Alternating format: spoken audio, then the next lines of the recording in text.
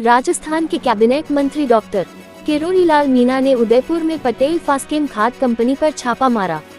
उन्होंने आरोप लगाया कि कंपनी ऑर्गेनिक खाद में बड़े स्तर पर मिलावट कर रही है। मीणा ने खाद के सैंपल लिए और जांच के निर्देश दिए।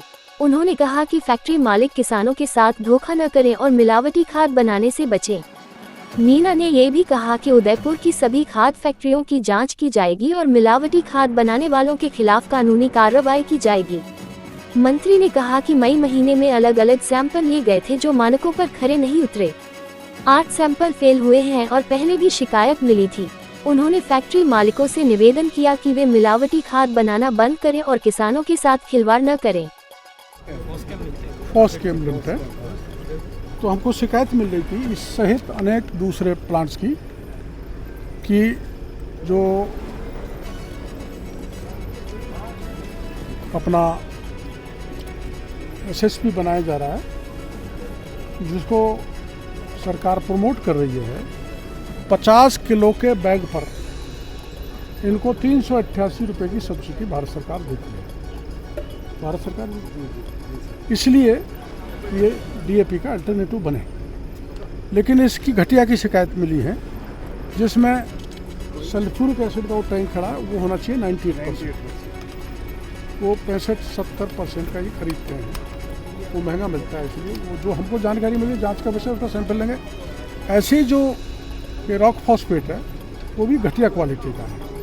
ये कहते हैं हमसे जॉर्डन से इम्पोर्ट करते हैं, तो हम इनके कागज़ देखेंगे जॉर्डन से इम्पोर्ट होता है क्या, वो घटिया यूज करते हैं। तो इनका एक सैंपल ये लिया गया 12/5/2025 को। ये मिलना चाहिए था 14.5%, जबकि मिला 8.11%। ऐसे ही एक लिया गया 14/5/2025 को, जिसमें मिलना चाहिए था 14.5%, मिला है 6.36%।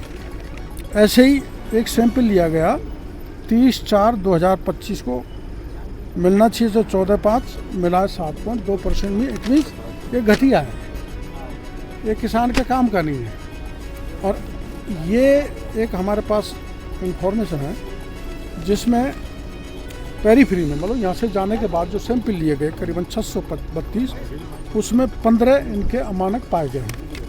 तो अमानक के हिसाब से इनके 30,000 बैग होते हैं। उस 30,000 बैग की सब्सिडी हो गई 1 करोड़।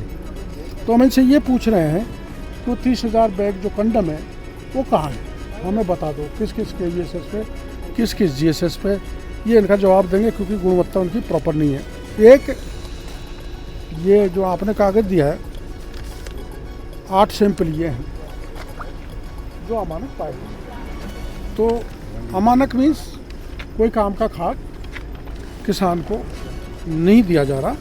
हमारा इन सब जो व्यापारी हैं खाद तैयार करने वाले, SSP, हमारी कोई दुर्भावना इनके साथ नहीं है।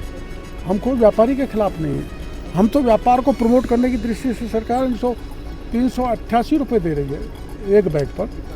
हम इनको प्रमोट करना चाहते हैं, हम मजबूत करना चाहते हैं, ताकि हमारे देश का SSP ज़्यादा से ज़्यादा किसानों को बीच में मिले और DAP का अल्टरनेटिव तैयार इम्पोर्ट होता है। हमारा DAP इम्पोर्ट होता है ज़्यादातर, और ये अपन इसको खुद का तैयार कर रहे हैं अपने देश में।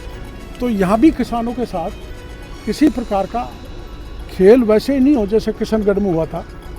किशनगढ़ में DAP भी ग्रेन्यूल बनाए, काला रंग कर दिया वो DAP हो गया, वाइट कर दिया वो SSP हो गया, ब्राउन कर दिया वो MOP हो गया।